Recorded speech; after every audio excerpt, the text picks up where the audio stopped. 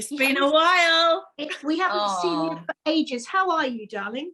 I'm good. Been through some interesting things, life-changing situations. Lost my mum, of course, which you were so supportive about, and just getting used to life without her. And then had a hysterectomy and COVID twice. Yay! Oh my goodness, darling, I'm so sorry. How do you feel, darling? I mean, losing your mummy, that's, you know, I don't think any of us, I mean, we've all lost our mummies, actually. Yeah. And actually, Natalie and I were saying just the other day, you were saying how much you missed yours. Now we were just driving. And you know, it never goes away, does it, Dee? Ever? No, it doesn't. And I was talking to my friend Alex, actually, who's just lost her mum. And, you know, she said to me, it's only been a week. And I was saying to her, you know, when my mum died, I was just about to move in with her because she was getting very sort of wobbly on her feet. And she said to me, you know, stay with me for a few months until I get better. And so I did actually move in with her for a day, and then she died, actually. And then it was awful. And I actually stayed in the house for 6 months because that was like a healing thing for me. Okay. But it does get better with time, but it's still, you know, you still miss them, but it's different. It changes. Yeah, I mean, I was quite exceptional in a way because I'm an only child, and mum was an only child. I lived with my mum for 60 years.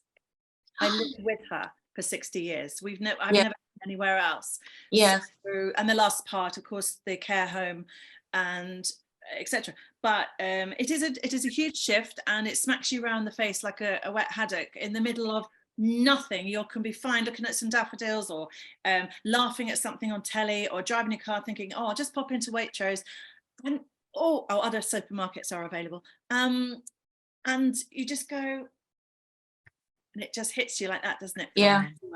But anyway, I'm doing well. The hysterectomy went great, and I am ready to take the year on. Come on, that's it, I'm back. Oh, Hills, you're so lovely. And I know exactly what you mean. Sometimes you think, oh, I must tell mum that.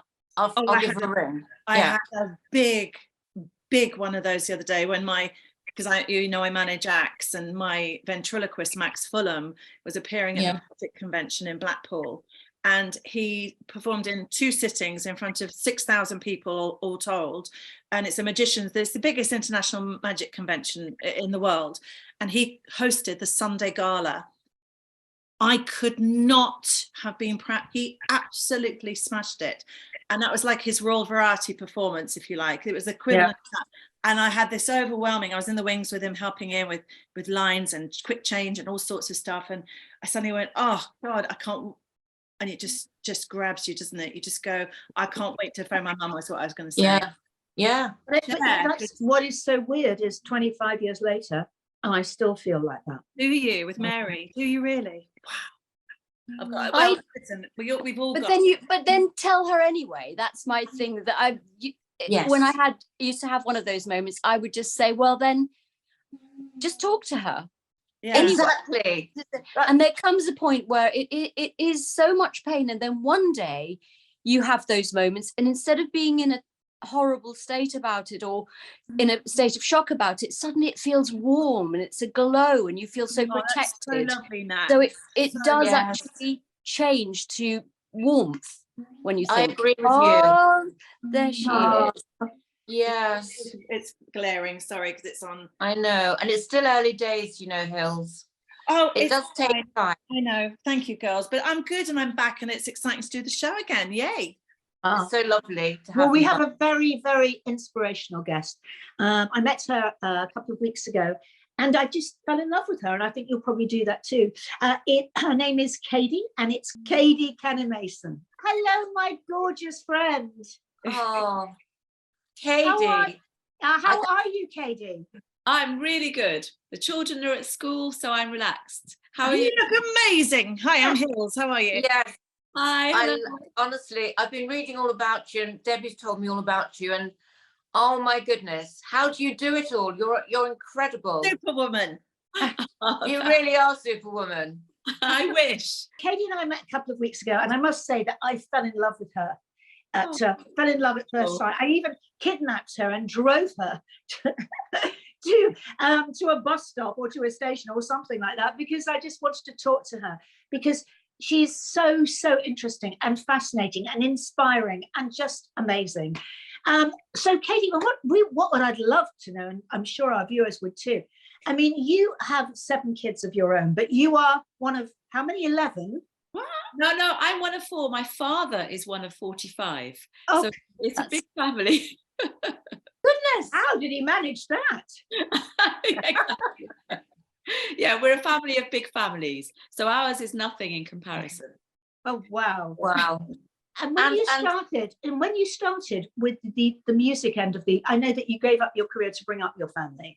So who was the first sort of very musical person? The first one was my first child, my first daughter, Isata, and we just sat her on the piano just to give her something to do, and that was it. She never came off the piano again and started all the others off. So it was beyond our control in a way. It wasn't planned. That is amazing. I mean, and so all of your children are musical and play an instrument. Yes, and they're all musicians. And I did actually, one of them, and I was telling Debbie, wants to be an actor. So we've got one that's veering away from music, but still performance, still in the arts.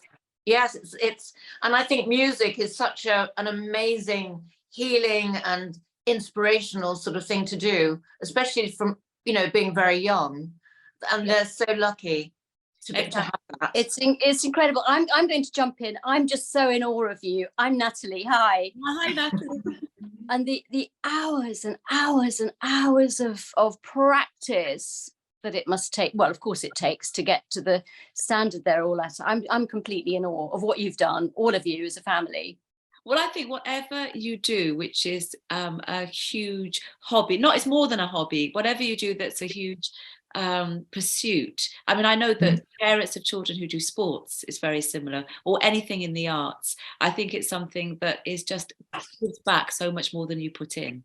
I mean, it takes a huge amount of dedication, but it's so worth it. And it is so wonderful. It's so important that children have a focus. It doesn't matter what it is. Mine was ballet, tap and modern. When I was growing up, I didn't go the musical route. I think I had a few violin lessons at one time, but sounded like a creaky door and gave up. But I just love the fact that a child has a passion and a focus, and there's you kind of don't have to worry that they're ever bored, and they'll meet like-minded people and create beautiful music together. Do you have who's the next soloist in your family? Who do you think is coming up? Oh, the next one because of course Aista, Brima, Sheku, Konya, Jenna, but the older 5 are all musicians now. Yeah. But the next one, number 6, is the one who's not going to go to music conservatoire, wants to go to drama school. That's a drama one.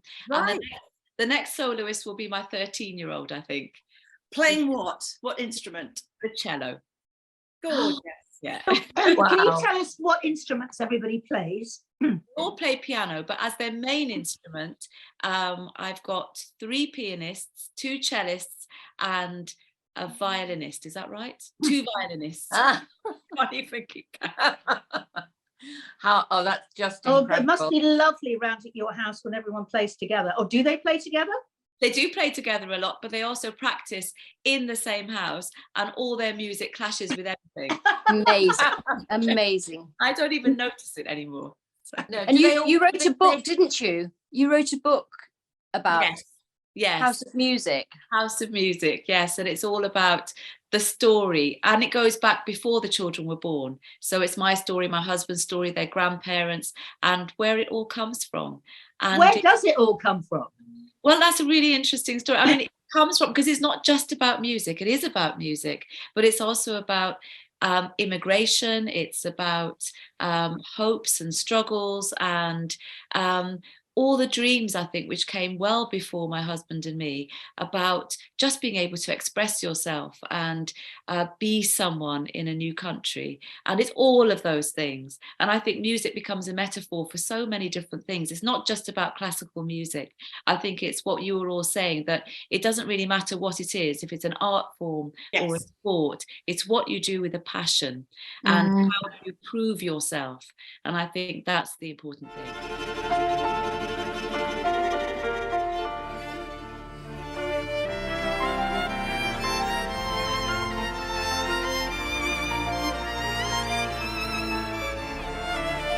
think it's also a great equalizer, isn't it? And you know, it diminishes boundary. It's there's no class or, you know, discrimination with music. It brings everyone together. It's a great unity vehicle for everyone. And also, as you say, if you've got that passion, there's nothing better than passion. Yes, and it's a shared language. And I think the reason the children chose classical music is because people said they wouldn't be able to do it. And I think that's a huge thing to get over that barrier, because Black children aren't supposed to play classical music. And I think they wanted to prove that they can do anything. And I think that's made a very big statement as well. It's such a wonderful story. So I was going to say that it's like a Netflix series, you know, what you're telling, the story, just from what you've said. It really is, but nobody would be able to play them, would they? Themselves. What about a reality show? A reality show following you, as you said, Natalie, that would be riveting to watch them in their days. My gosh, I think we should do that. You think we should do that? Well, brilliant idea. Could you bear it? All those cameras in your house all the time, drive you mad. Well, I think it gets to the point you don't even notice them, and maybe that's the problem. Because you just exactly. So, Kadie, what are you doing now, Kadie? So I'm still writing. I think the pandemic and the lockdown made it more difficult, because of course everyone came home, plus flatmates who couldn't get back to their countries of origin. So we had a massive house full, which was wonderful, but completely all consuming. Not a place for a writer to go off and find a spare room. There was no spare room. So I think since then, it's taken me a while to get back to it, but I'm slowly getting back to it. I'm just mesmerized. You're so beautiful. You look so youthful and fit. And I just wondered what your routine is, because you've got to be on top of everything with having the whole family to think about. But you look incredible. So yeah, share us, what's your thing? Food wise, regime, how do you keep it? Do you know, the first thing is I'm completely inspired by my own children, because to be a musician, I think to be anything in the arts or sports, you've got to be super fit and super organized, and you've got to have a really strong routine. So I learned from them, and just keeping up with them, I think, is the main thing. Literally, yes, we never eat junk food, or I mean, very, very rarely eat junk food. I learned cooking from my mother, which is all chopping up vegetables and great big pots of food, and I think that's it, and lots of walking. Yes, brilliant. May I just ask you, you've got a beautiful blue top on, and there's a blue painting behind you. Have you painted that, or any of your? No. One thing that I'm not any good at is art. 3 of the children were very good artists, but you can't really become an artist and a musician at the same time, because they're both really time consuming. That's very true. I don't have the talent. No, this came from Antigua, which is where my husband's from. Oh, that is beautiful. Absolutely beautiful. Where did you meet him, Kadie? So we met at university. Well, I was 18, he was 20, and then we were just friends, and we knew each other for 9 years, and then we got married. Wow. So it was very interesting. Yes. That's a fabulous story. Yeah. And what next for you, Kadie? What next? I think it's really, with my life, it's about following the children around the world. And then it's very difficult, because we get very entangled with each other. But the next thing we're doing a series of programs with Classic FM. So it's different members of the family. So I'm doing one with Sheku this, I don't know when it's coming out, actually, a couple of weeks' time. So presenting is probably the next thing. Oh, brilliant. Well, tell you what, we'd love you to come and be a presenter on this show if you feel like it. Definitely. Yes. Wonderbirds. Kadie, we would be honoured to have you on the show. It would be absolutely fantastic. I mean, when I met Kadie, I just looked at her and thought, how on earth did you have 7 children? I can't believe it. I mean, it's ridiculous. Oh no, I found pregnancy really hard. I found a childbirth is incredibly painful. No, there was no easy route. I think there's usually no easy route for women, I have to say, but the children themselves are so wonderful. It made up for everything. Oh, you're an absolute. I just want to talk to you for hours. I just think You're so inspirational and amazing, and I just want you to, like Debbie felt about you. I just want you to be one of my close friends already. Yeah, please. Kadie, was there ever a kind of a really healthy and lovely rivalry between them all? Is there a kind of nice competition between them all that they because they're all musicians, that they feed off each other? And no, there's absolutely no competition. And people don't believe me when I say this, but there really isn't. I think music is somewhere where you support each other, you play together. And if one of them is successful, they all feel successful. I think that's wonderful. With each other, but they are definitely competitive when it comes to sport. So if football together, that's a competition. How did you feel when you were, when your eldest, is he your eldest that was asked to play for Harry and Meghan's wedding? No, he's my third child. Yes. And how did they find him? How did they find him? Yeah. Oh, do you know, I don't really know. It's a mystery. Suddenly an email appeared in my inbox. But I think Prince Harry had heard him perform before. And Meghan Markle, when she rang him on her mobile, said that she had heard of him and was a fan of his, but thought he was American. So that was it. Oh, how incredible. That must have been an incredible experience for him. It was. But he said it was just like a very intimate performance. He didn't think about the billions watching online or wherever. Yeah, exactly. Exactly. I'm not a mum. I've never had a child, but the pride in you must have been just off the scale. It was, but also the nerves. Oh, yeah. It was absolutely terrifying. Not for him. He was fine. But I think parents just carry the nerves for their children. I know Debbie knows this with having an acting daughter. I think you do. Yeah. Yeah. Absolutely. But Kadie, I mean, what has happened to him since then? Did he have after the wedding, was he sort of inundated with offers? Yes, lots and lots of offers. And I think he was already known nationally as a classical musician, but after that it was international. And that was goodness. Amazing. What an incredible story. And I love the fact you said there's no rivalry between them, because that's down to you, Kadie. My husband, yeah. I think if you love all children equally and give them all equal opportunities and teach them to love each other, I think that's the most important thing in life, actually. Yes, I always say that love and music are the most powerful life states you can possibly have.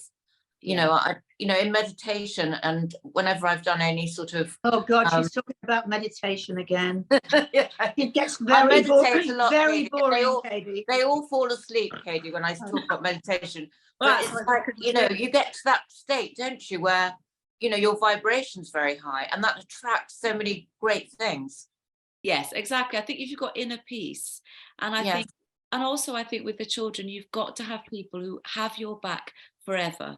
And I'm always very aware that hopefully Stuart and I will die first, and they have to have each other. And I think if you've got that, you can get through anything. You can. That's so important. Brilliant. Amazing.